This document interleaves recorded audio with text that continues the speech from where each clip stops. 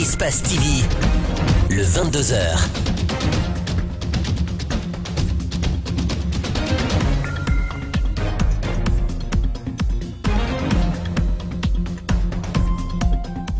Bonsoir à tous, bienvenue aux 22h d'Espace TV. Voici les titres de ce journal. La nouvelle loi sur le Code civil guinéen, adoptée récemment par l'Assemblée nationale, continue de susciter des réactions dans le pays. Certains leaders religieux estiment que cette loi va à l'encontre de nos coutumes et mœurs et invitent le chef de l'État à ne pas la promulguer. Idrissa Bari a rencontré un des imams contre le nouveau Code civil. Reportage à suivre dans ce journal. Une maison et son contenu calciné à Concasseur, pas de perte en vie humaine, mais les dégâts matériels sont considérables. La famille victime est sous le choc. Au Burkina Faso, l'un des ex-otages français libérés rend hommage aux soldats français tués pour les libérer lors d'une courte déclaration samedi au palais présidentiel de Ouagadougou. Voilà pour le sommaire, bienvenue à tous. Le Parlement guinéen a adopté ce jeudi le nouveau code civil. Ce nouveau code qui instaure le régime de la monogamie suscite des réactions au-delà des interprétations. Alors que retenir de ce nouveau code civil? Nous avons posé la question à un juriste. Voici sa réaction au micro de Malik Sandiana Kamara. La relecture du code civil guinéen par les députés trouve essentiellement son intérêt dans le fait que la polygamie, qui était la règle suivant la précédente rédaction, est désormais prévue comme exception, et la monogamie la règle en matière de mariage pour les citoyens guinéens. L'article 281 est clair sur la question. Dans la précédente disposition, la polygamie était le régime matrimonial consacré, alors que dans la seconde lecture, la monogamie devient le régime matrimonial consacré et légalisé en Guinée.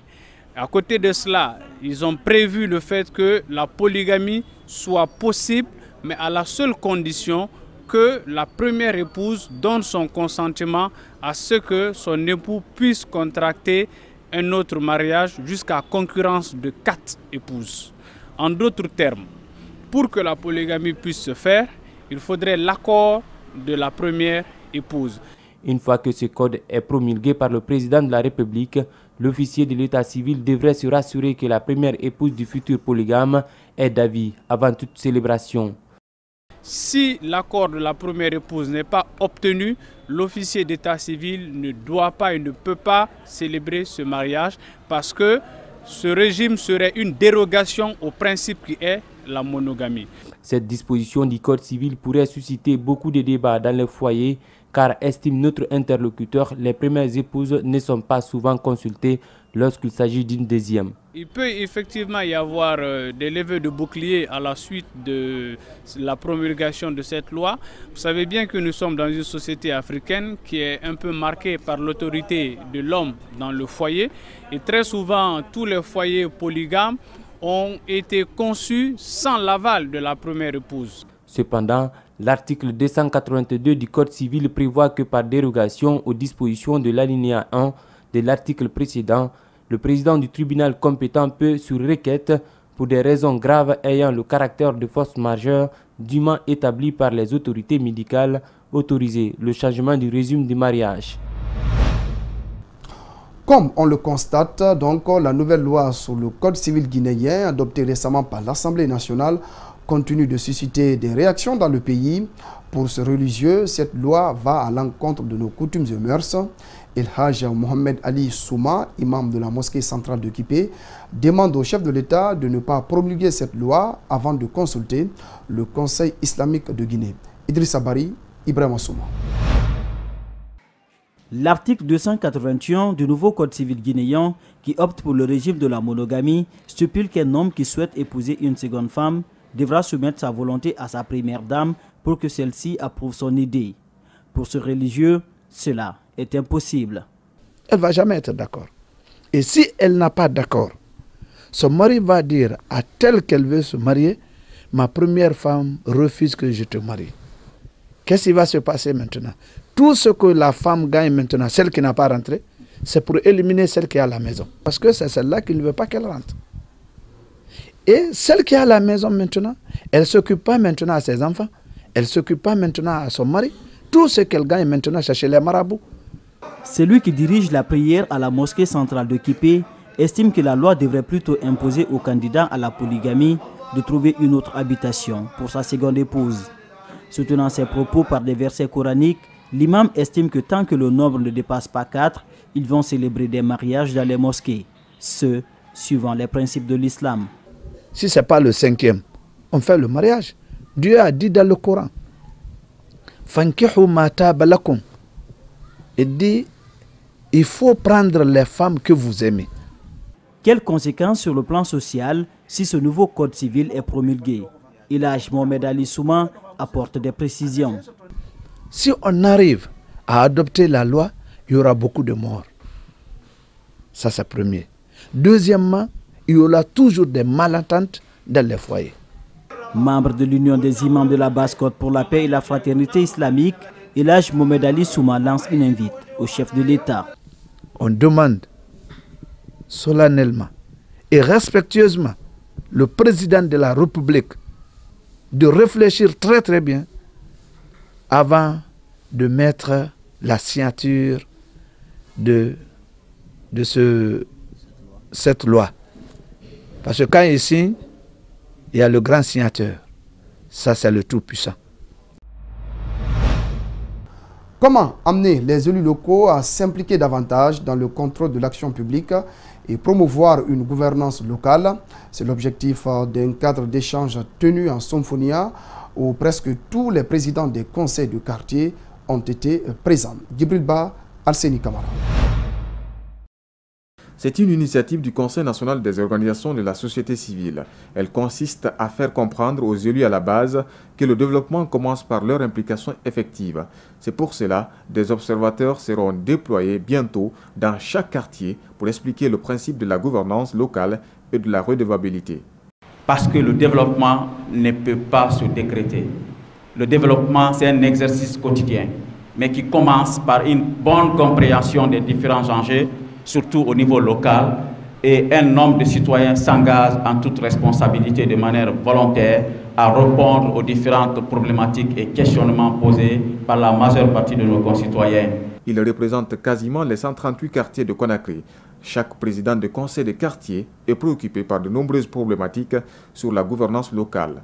Mais d'abord, ils évoquent la gestion des ordures. La gouvernance locale, ce n'est pas une chose qui est très facile. Mais avec les outils, comme il a été bien dit dans différents discours, nous pourrons en venir à bout et à terme. Tu dois te munir, même père de famille, tu dois te munir d'un petit balai, d'abord à nettoyer devant ta concession, pour ne pas devant ta maison, ta maisonnée. Il n'y a pas de père de famille, il n'y a pas de fils, il n'y a pas de mère. C'est aussi important. Et en plus, nous les chefs de quartier, le chef de quartier, ce n'est pas la gestion d'un certificat de résidence. Près de 1000 observateurs se mettront à la tâche dans ces réseaux. Plusieurs catégories de personnes s'y retrouvent. Nous sommes engagés à faire en sorte que l'action publique soit menée et qu'elle soit bien menée. C'est pour ça que nous avons été élus. Et je crois que ce sentiment de redevabilité aux citoyens qui nous ont élus, qui ont déposé leur carte pour nous, nous anime. Réunir toutes ces catégories sociales est une étape franchie, exulte un des organisateurs. Cependant, il reste de nombreux défis à relever. Contrôle des produits alimentaires, le ministère du Commerce en fait sa priorité. Une campagne de sensibilisation sera bientôt lancée dans les différents marchés de la capitale et ceux de l'intérieur. Objectif, renforcer le contrôle des produits de grande consommation en impliquant l'ensemble des acteurs de la chaîne.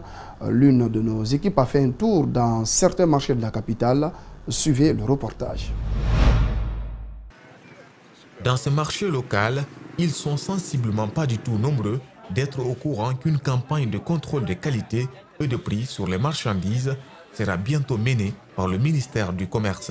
En les abordant, rien ne présage l'obstacle à une telle démarche des autorités. L'idée est bonne parce que c'est les produits que les gens consomment. Il faut que le ministère regarde les produits. Si c'est bon pour la santé, c'est très important pour le faire. Les consommateurs sont également conscients de leur état de santé. Il suggère la pérennisation de l'initiative. Ça va diminuer beaucoup de maladies dans le pays et ça c'est un grand atout, quoi. La santé avant tout aussi. Bon, ce contrôle permettra de réduire le taux de saleté dans les aliments. L'objectif visé par l'Office national de contrôle des qualités est d'assainir le marché guinéen, qui pour l'instant détermine difficilement le nombre de quantités d'aliments disponibles, fait savoir le directeur général. Les produits destinés à l'alimentation en général, une fois sur le marché, c'est le contrôle de qualité qui doit suivre. Que ce soit les condiments. Même le condiment, on doit vérifier en principe. De l'importation à la production locale.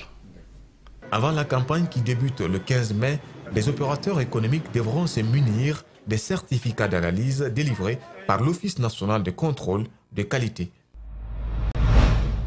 On en vient à ce élément annoncé au sommaire. Une maison et son contenu ont été calcinés ce vendredi aux environs de midi. Le drame s'est produit à Concasseur, secteur Combos, dans la commune de Ratoma. Pas de perte en vie humaine, mais les dégâts matériels sont considérables. Le reportage est signé Mamadou Kalisso et Kierno Sadouba. L'incendie s'est déclaré juste après le retour de l'électricité, selon des témoignages recueillis sur place. Cela alimente la thèse d'un court-circuit.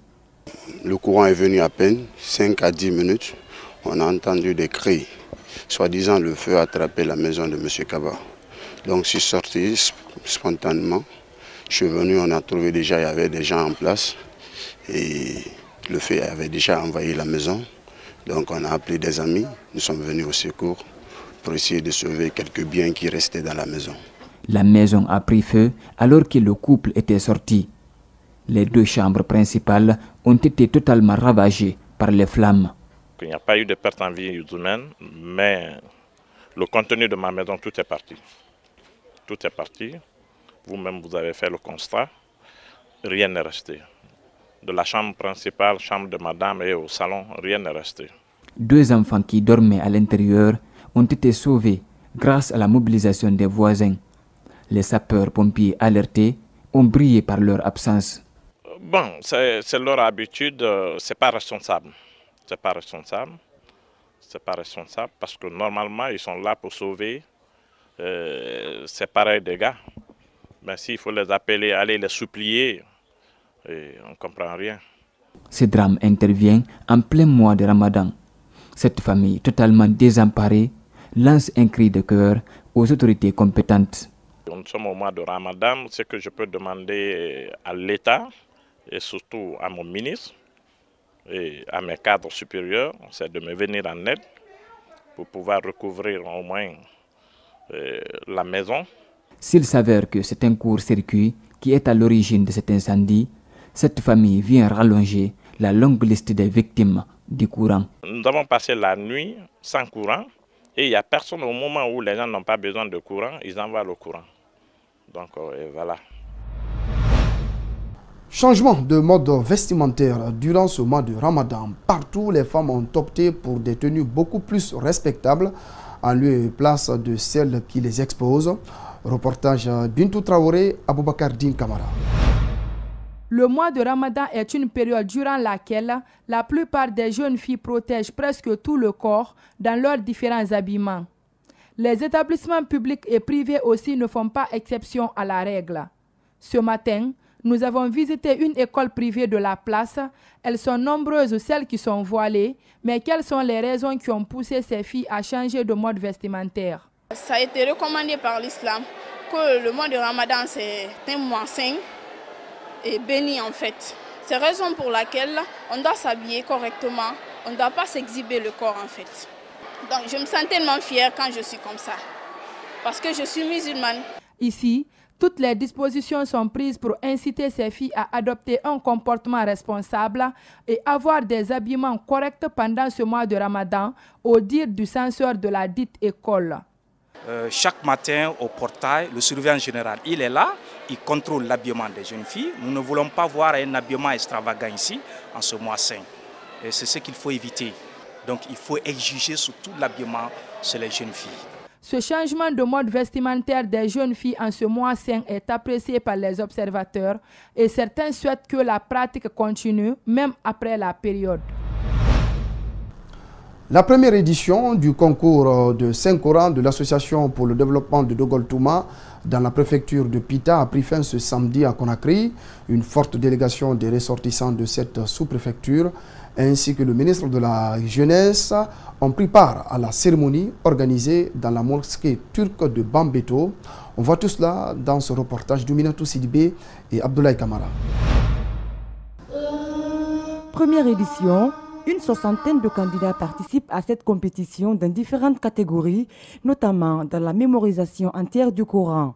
Cette initiative vise à identifier et à réunir les fils et filles de Dongoltouma. Bon, ici, nous avons 6 catégories. Il y a d'abord le Coran entier, il y a la moitié et les 10 chapitres. Et nous avons encore 5 chapitres. 3 chapitres et 1 chapitre.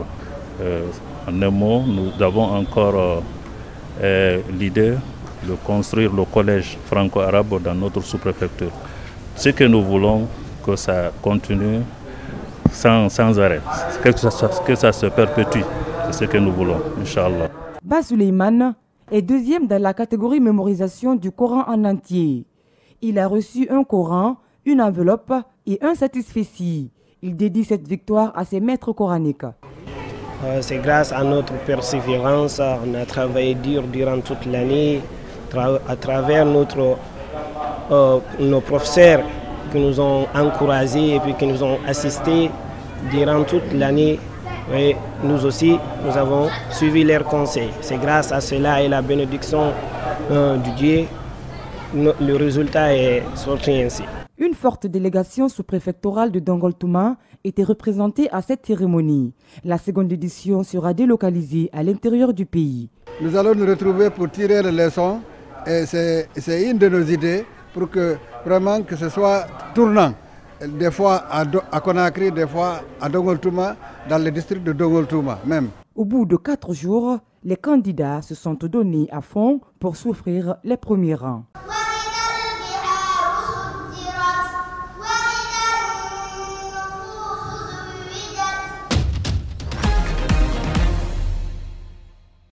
À présent, l'actualité en Afrique et à l'étranger.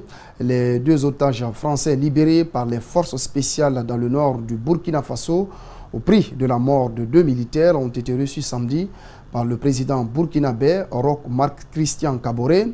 Un des ex-otages français libérés, Laurent Lamoussias, rend hommage aux soldats français tués pour les libérer lors d'une courte déclaration samedi au palais présidentiel de Ouagadougou. On l'écoute.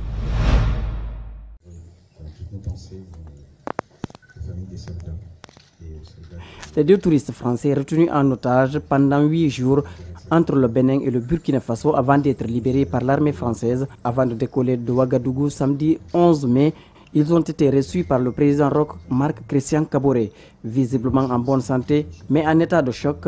Les 2 otages et la ressortissante sud-coréenne libérés avec eux lors de l'opération militaire menée dans le nord du Burkina Faso. Ils ont une pensée pour les soldats ayant mené les opérations. Les Algériens ont manifesté pour un 12e vendredi consécutif.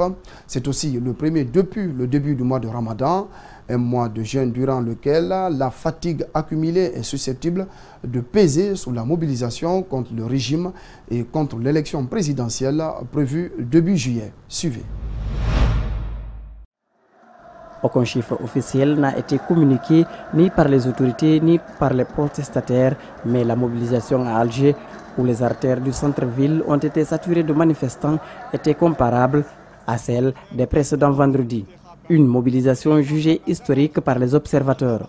En plus de la manifestation algéroise, des cortèges massifs ont également été signalés dans le reste de l'Algérie, notamment au nord-ouest, Constantine et Annaba au nord-est, les plus importantes villes d'Algérie après la capitale selon des journalistes locaux et la télévision nationale. À Alger, la police accusée ces dernières années de tenter de réprimer les manifestations s'est faite discrète malgré la provocation et le gaz lacrymogène, a écrit aux manifestants sur une pancarte.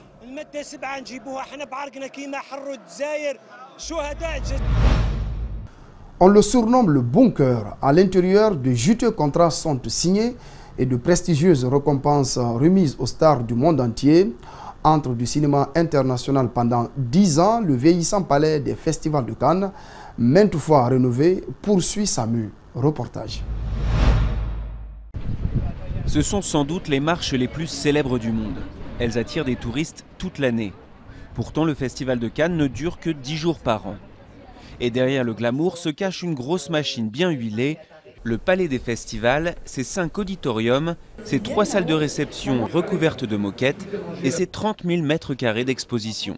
Les techniciens du palais s'affairent déjà à installer les sièges et dérouler les kilomètres de tapis changés à chaque représentation. Pour la présidente du palais, la pression est au summum à quelques jours de la cérémonie d'ouverture.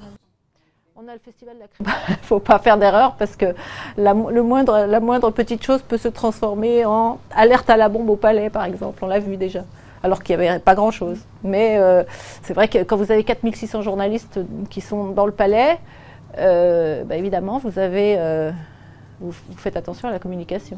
On fait la logistique, on fait l'accueil, on fait tout ce qui est régie spectacle, tout ce qui est mise au point des films, tout ce qui est technique de scène, etc. Anciennement situé plus loin sur la Croisette, le palais actuel a été érigé en 1982.